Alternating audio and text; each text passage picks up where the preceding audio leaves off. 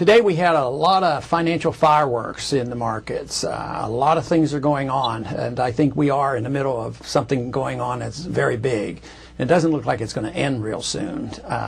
Today, the Federal Reserve came in and offered $85 billion to buy out AIG, and it looks like it's never going to end. They're talking about the next company, whether it's Morgan Stanley or whatever. Already we bailed out Fannie Mae and Freddie Mac, and Lehman's went bankrupt, and then, of course, Bear Stearns had a bailout not too long ago. And we're talking about big bucks. We're not talking about hundreds of millions or even hundreds of billions now. We're talking about trillions of dollars. The obligation is immeasurable. Nobody can measure it. And the derivatives markets are very much involved. Nobody knows how much you're involved. But all I know is they're starting to unwind, and that is why all these banks and investment companies are in such big trouble. And the only thing they can resort to is coming to the federal government, coming to the Federal Reserve, and asking for a bailout. The interesting thing is like today, we're coming up with this $85 billion. They don't come to the Congress. I mean, the Federal Reserve buys them out. They own it. We as taxpayers now own Fannie Mae and Freddie Mac, and nobody knows how much that'll cost. That could be into the trillions of dollars. So they don't come to Congress. We don't have appropriations. It's done by secret government, private individuals behind the scenes maneuvering and manipulating and trying to patch things up. But of course, in the meantime, I'm sure there's a few people making a couple bucks out of this whole thing. Today, in Foreign Affairs Committee, we had a bill come up. It was considered insignificant. It was only $1 billion, and it was to send humanitarian aid to Georgia. And there was some debate on it, which was fortunate, but about 25 of the committee members didn't even show up for the vote. It's going to be put on suspension, believing that they'll get 2/3 vote very easily. And they said, well, it's humanitarian. We need to help them.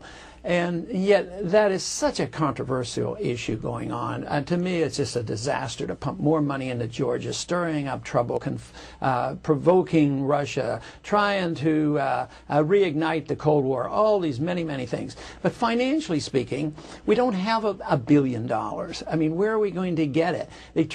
They're going to appropriate and authorize this money, but they're not going to raise taxes in the next few months to pay for this, and they'll probably have to borrow it, or get it from the Federal Reserve some way, just monetize some debt and get more money. But with all the problems that we have in this country, the infrastructure in this country, we're still going around the world looking for more problems. So in a way, this casualness on how we spend $1 billion overseas in foreign aid for humanitarian purposes, which in reality is military support for that government who's supposed to, in return, protect an oil pipeline in that country. And even this bill actually stated that it had something to do with the pipeline. So this to me is just a symbol of how serious the problem is. That this is not even an event, and yet the whole Cold War with Russia now be stirred up again. At the same time, our financial markets are collapsing. Today, the market was down 450 points a couple of days ago, down 500 points. Gold, I mean, finally people got some sense and said, hey, this can't help the dollar. When they bailed out Fannie Mae and Freddie Mac, and the market, and this was in collusion with the Chinese, because the Chinese were getting worried because they held so much of these securities. So we had to bail them out as well to protect our dollar. So the Chinese government and the American government were in bed together, and the immediate reaction there was a tremendous boost in the dollar. But that had to be temporary, because you can't create money like we're doing and in order to support the dollar, because ultimately it hurts the dollar. And everything we do in Washington today, whether it's on Do you still think we have a real government when the Federal Reserve, not Congress or our elected leaders, makes this kind of bailout move that we, the taxpayers, are required to pay back? Are you listening? We have just witnessed who is the real power, who makes the decisions, those who control the money. No, not the Congress, obviously. It is the Federal Reserve, which is neither federal nor a reserve. It is the name of the men that own the economy of this country and control me and you financially. So we want to go to the phones now, 704-873-1400, 336-499-0681. We want to hear from the listeners. What do you think about what's happened this past week? What's going to happen next? What needs to be done? Are you concerned about your money in the bank? What's going to happen next? So feel free to give us a call. And we had a letter sent to us from one of our listeners, and we want to include as much of the public as we can. Read your email, read your letters. We're considering posting a place on our website where people can write in and give their opinions.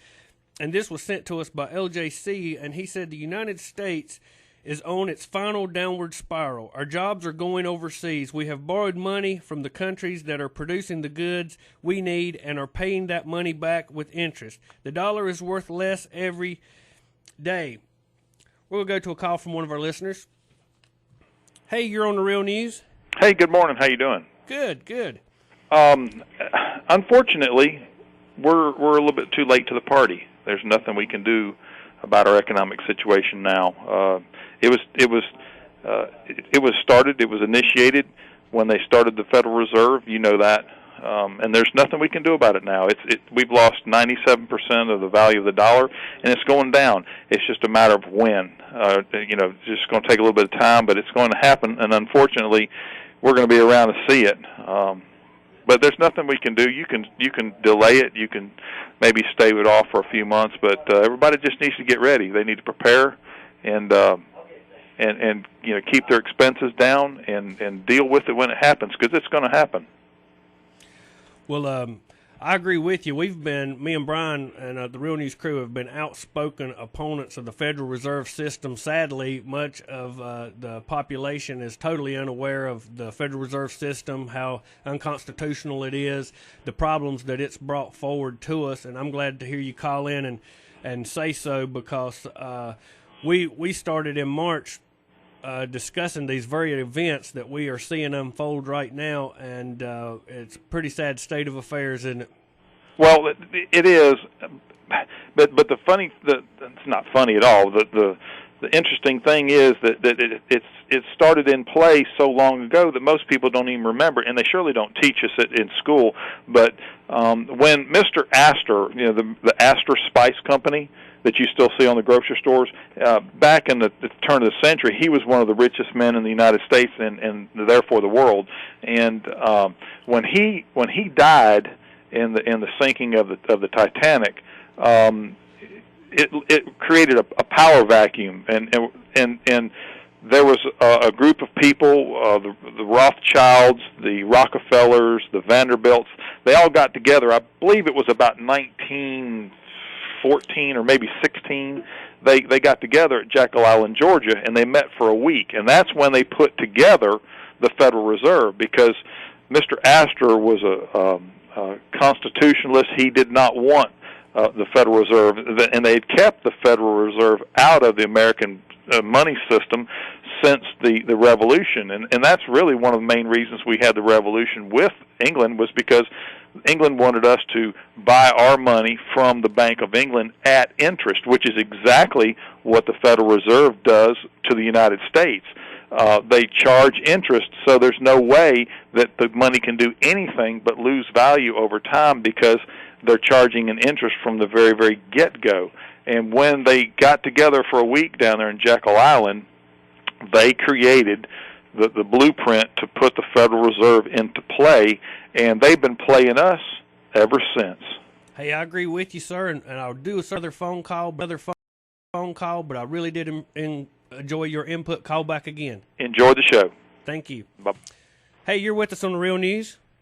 Yes, Vern. I'd like to ask you, if you would, to examine and maybe explain to us if you see any correlation between our economic systems or failures right now and what took place during the Bilderberg's meeting this year, and see if we're in line with what they decided they were going to try to accomplish over the next 2 years.